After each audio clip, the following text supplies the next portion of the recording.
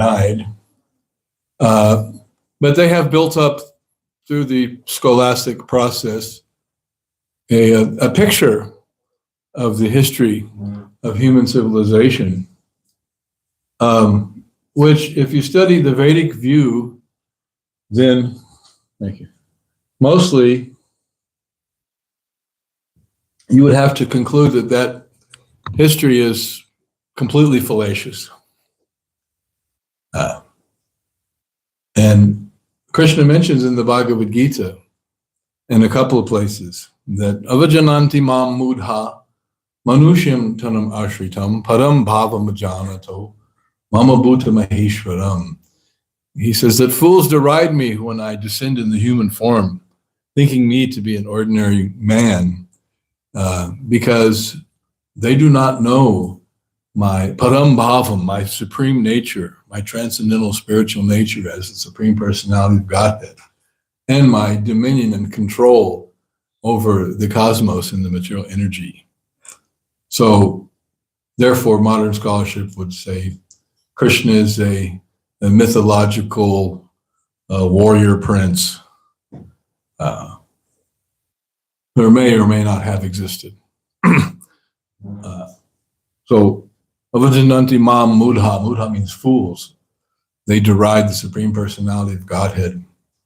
That's one way modern scholarship, which does have a basic kind of Abrahamic religion-centric view of the world, decries that which is fully delineated in the Vedic literatures, histories of other planets and of this planet, particularly the Mahabharata, which was compiled by Srila Vyasadeva, the author of all the Vedas, some 5,000 years ago, at the time of the Kurukshetra war. And Bhagavad Gita was also spoken just prior to the beginning of that war, around 3100 BCE. But they do not accept. And there are so many authoritative historical evidences given in the Vedic literature, even with precise references to the position of the constellations and the stars, and the dating system was based on the lunar calendar. For example, the appearance day of Lord Krishna is called Janmashtami, Ashtami. It is the 8th day of the moon in the lunar cycle. So all these evidences are there, yet they're summarily dismissed. They hate to give credit to India for anything, interestingly enough. I had a friend I grew up with, and he got a PhD in anthropology from the University of Pennsylvania. And after I became a devotee, we hadn't spoken for a few years, and we talked, and I brought up about the ancient Vedic civilization. He had no idea what I was talking about. No idea, nothing whatsoever, even though he had a PhD in anthropology. Okay. And this also is referred to in Bhagavad Gita by Krishna, where he says, Mogasha moga karmana, moga jnana vichetasaha. That those who are not Krishna conscious persons, accepting the Vedic path of worship of the Supreme Lord, understanding the difference between the body and the self, and the real eternal nature of the soul, those who are not like that, mogasha moga karmana, that all their hopes, asha means hope, moga asha, their hopes are baffled in life.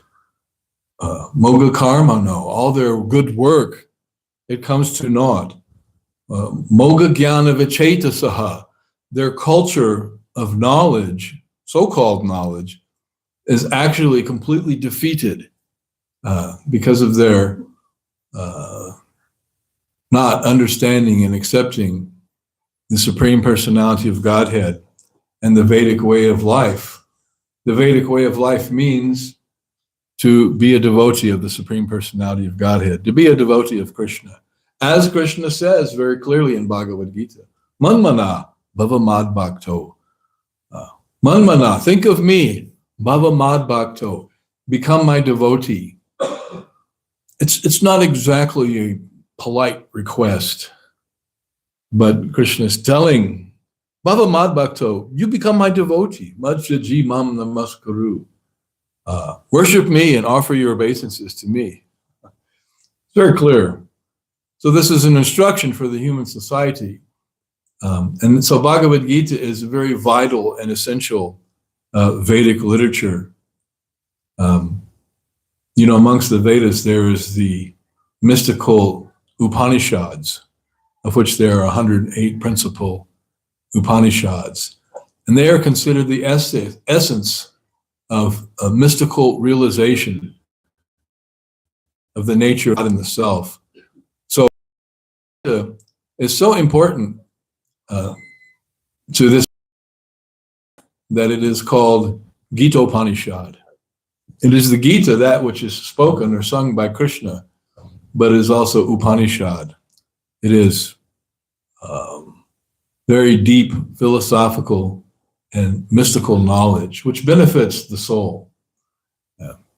So, but modern people, they don't understand that. And so they have built up a particular view or a paradigm of the history of world civilization, which they say, they keep pushing the dates back, by the way.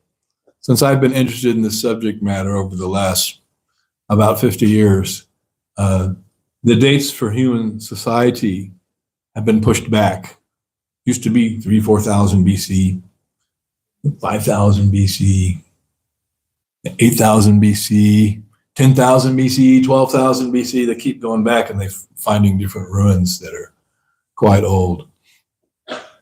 But actually, the whole concept in modern sciences and scholarship of time is completely fallacious.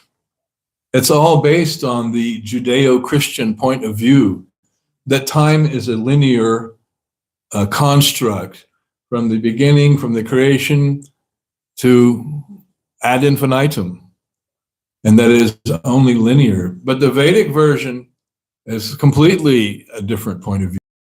It views time as cyclical, in which there is a succession of ages, the Satya Yuga, the Dwapara Yuga, the Treta Yuga, and the Kali Yuga, which we are presently in, which began just after the disappearance of Lord Krishna some 5,000 years ago, around 3100 BC. And there are different qualities and characteristics in each of these different ages. And there are different lifespans and qualities of life on earth in these different yugas as well. In Satya Yuga, you don't have to farm. Everything just grows in profusion without any endeavor whatsoever. As farmers would love that, modern farmers. You don't have to do anything. You've got giant fields of whatever you need available all the time. And the rainfall is regular. And the quality of life is very good. And people live for a very long time, according to the Vedic literature, 100,000 years. And therefore, we just read a purport recently in our daily study of the Bhagavatam that great personalities like the Prachetas in the fourth canto, they could spare 60,000 years for meditation on Vishnu. You got to spare 60,000 years? Yeah, no problem. Yeah, I got 100,000 years, so I can give 60 to self-realization. So they would, and reap the benefits of that. Krite yad jhayato Vishnu. That was the method of self-realization in the Satya Yuga. Krite, which is called Krita or Satya. Krite yad jhayato Vishnu. They would meditate on Vishnu for thousands of years. But that type of meditation, it is not possible now. No one can do it. No one is qualified. And no one has the time. What to speak of 60,000 years, no one even has 60 minutes in which they can meditate, nor are they capable of that type of deep absorption absorption that is explained in the 6th chapter of Bhagavad Gita, culminating in samadhi. So Kritaya Jayato Vishnum Tretayam Yajatomakai.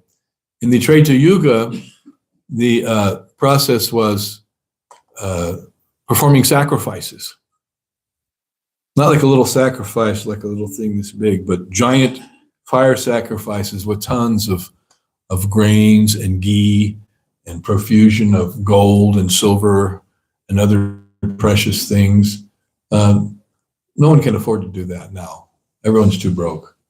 In Kali Yuga, even we think someone like Elon Musk is very rich, but actually, he has some metal and some plastic and some digital information that says millions of dollars he's worth.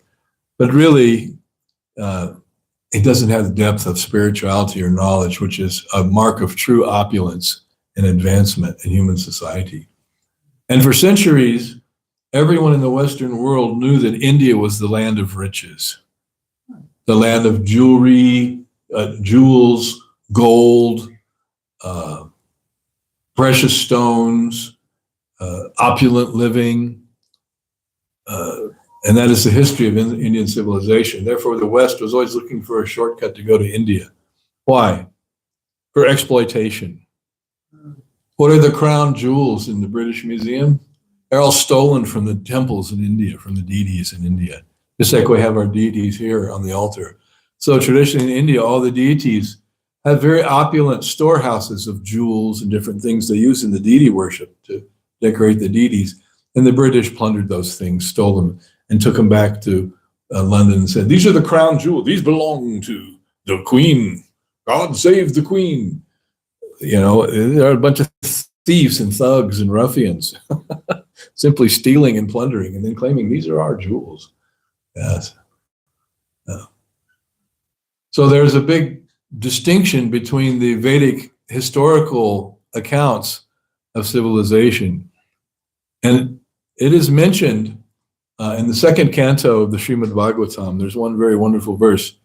Kirata hunandra pulinda pulkasha abira shambhaya vanakashadayaha yene chapapa padapashraya shraya shadhanti tushmai prabha vishnave namaha. This verse gives a litany of different races who are considered to be outside the Vedic social system and spiritual system because of their not following the Vedic culture. And in the Vedic culture, there are 4 principles: cleanliness, truthfulness, mercifulness, and austerity. And these things you find mostly absent in the cultures that do not follow the Vedic principles of life. Commenting on democracy, Srila Prabhupada says that the people are practically like dogs in their habits and their lifestyle, and therefore they get together and they elect who? The biggest dog among them. Does that sound historically correct? If you examine what's going on in our world today, boy, nailed it on, you hit the nail on the head on that one. So, although in the Krishna conscious movement, we are not political per se, the job of the devotees of the Lord is not to take the reins of power through political manipulation, but simply to advise the leaders of the world what is the proper God-conscious way to conduct human civilization for the benefit of everyone. So that is the job of the devotees of the Lord. Shajanti Toshmai Prabha Vishnave Namaha. And the Lord is the supreme power, and his devotees are capable of delivering the ultimate benefit to society.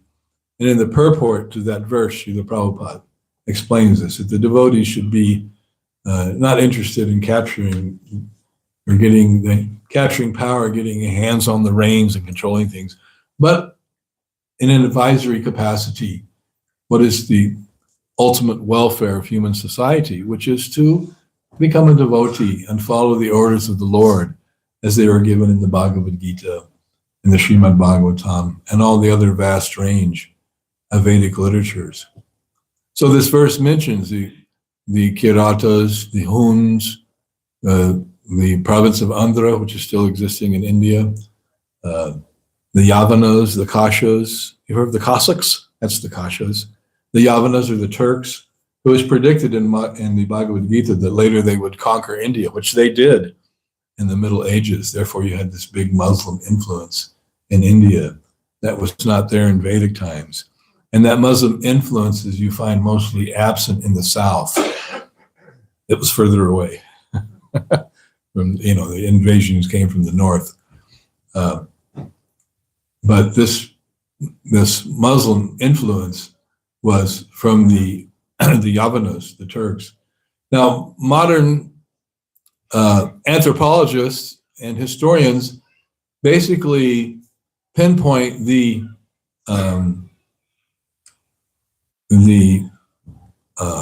manifestation of human civilization as beginning in places like Iraq, and then after that, the first cities supposedly were built at a certain time during the Neolithic age. But this is also completely fallacious. That actually the civilizations that arose in places like Persia, which is Iran, and Iraq, and the Turkic peoples who originally came from the steppes of the Asian plains. These were all actually outcasts from India, because there was one incarnation of the Lord named Lord Parashuram. Does everyone know about Lord Parashuram? He's a real killer. And he was very powerful. And he had it in for the Kshatriya race, the ruling class. And he 21 times annihilated the Kshatriya class in India. But some people escaped.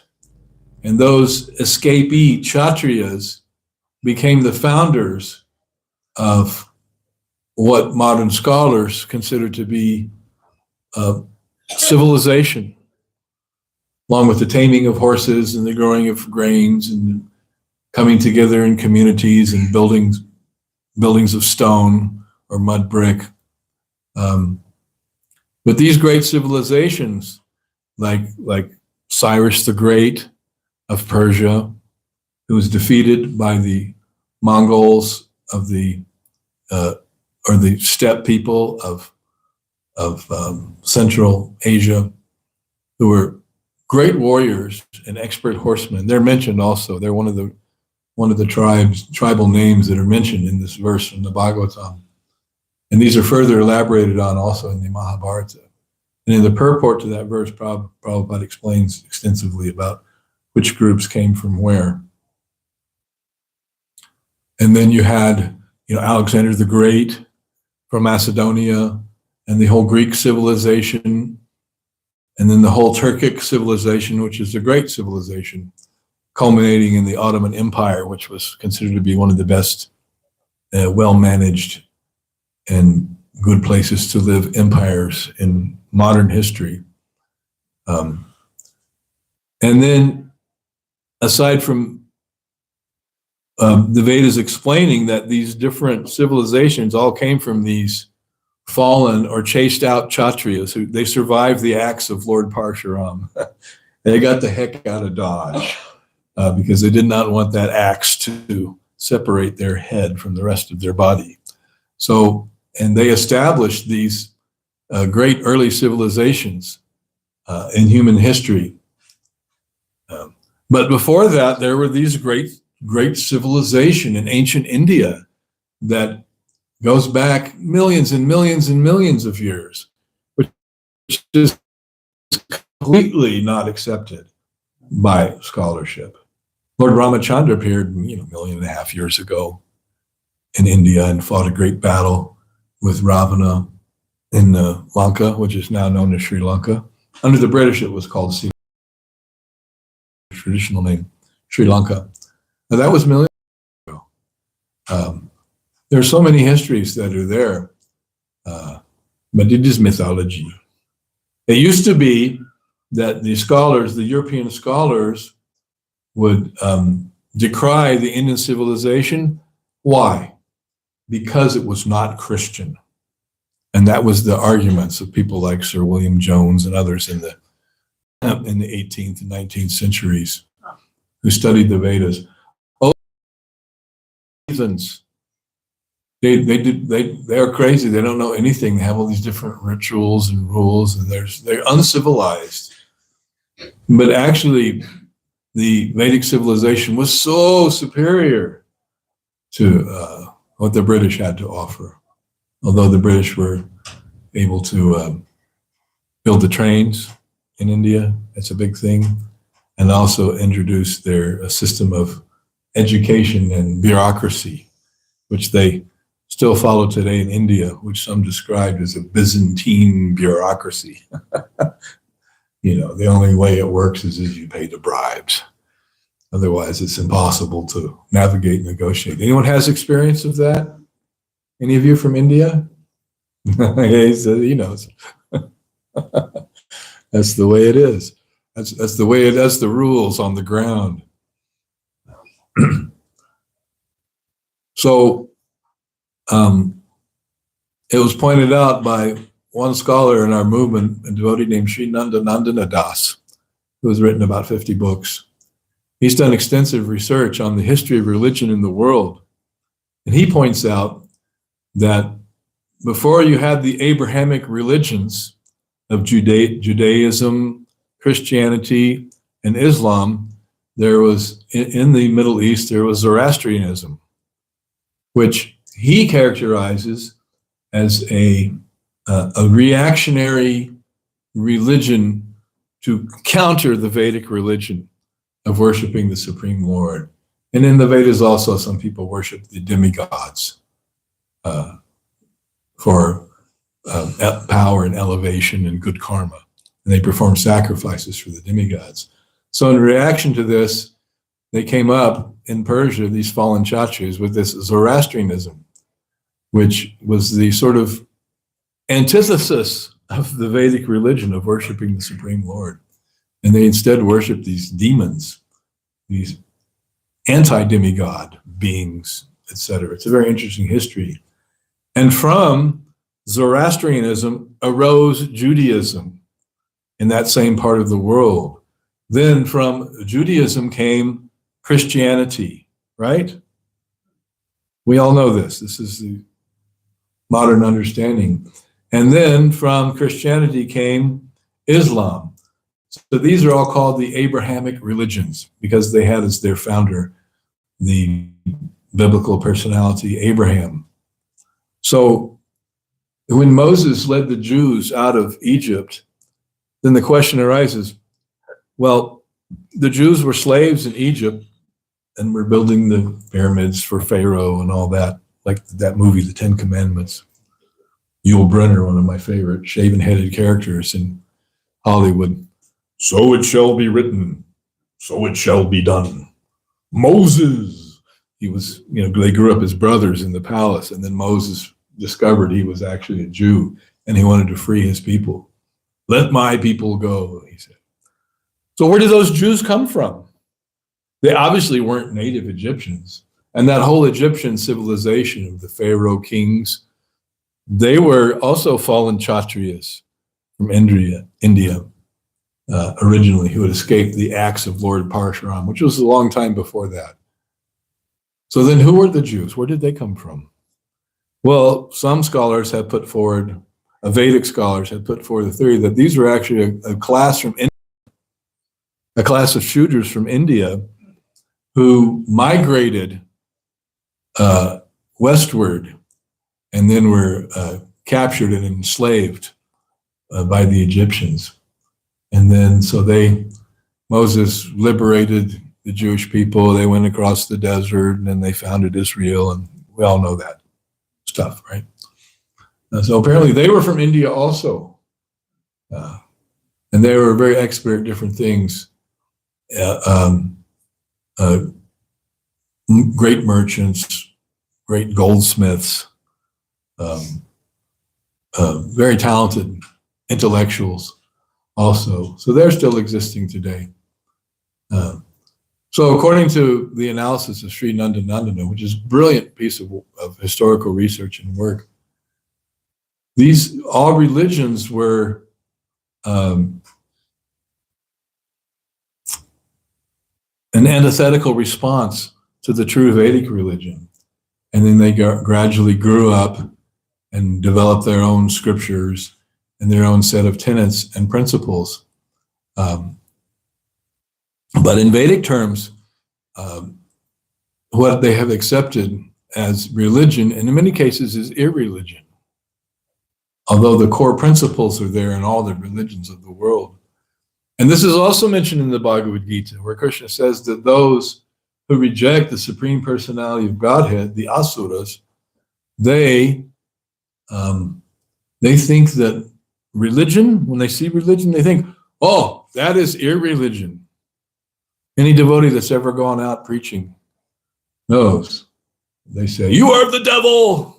Krishna consciousness is not the devil. Krishna consciousness doesn't even accept the existence of the devil. You are of the devil. What is the devil? Some competitor to God? Like guys who've been working out, and like, okay, I worked my way up now. I'm a competitor to God, and I'm fighting with God for the control of the world. What is this nonsense concept?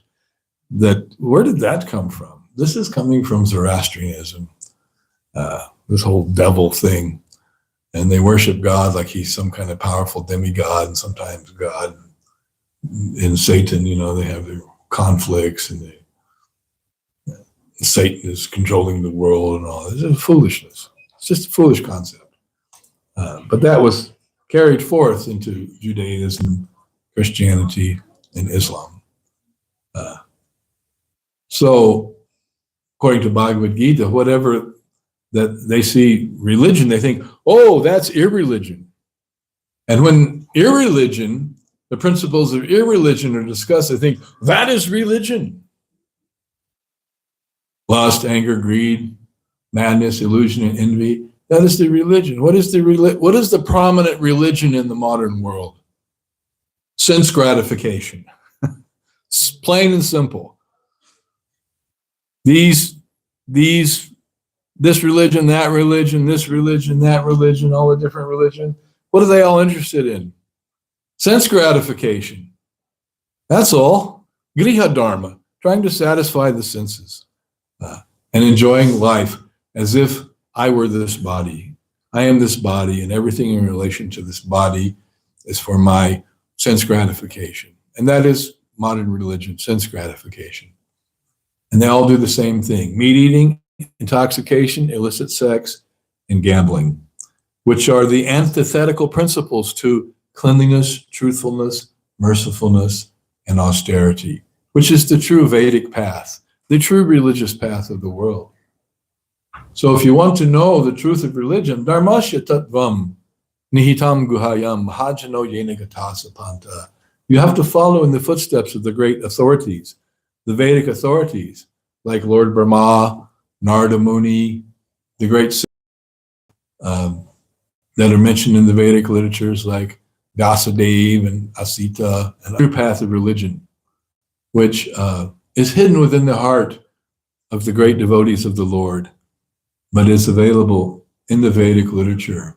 And we are so fortunate that Srila Prabhupada has translated Bhagavad Gita and Srimad Bhagavatam and other works of Vedic knowledge into the English language, with the intent of not only enlightening the native English-speaking populations of England and America, but actually meant to be distributed to the whole world.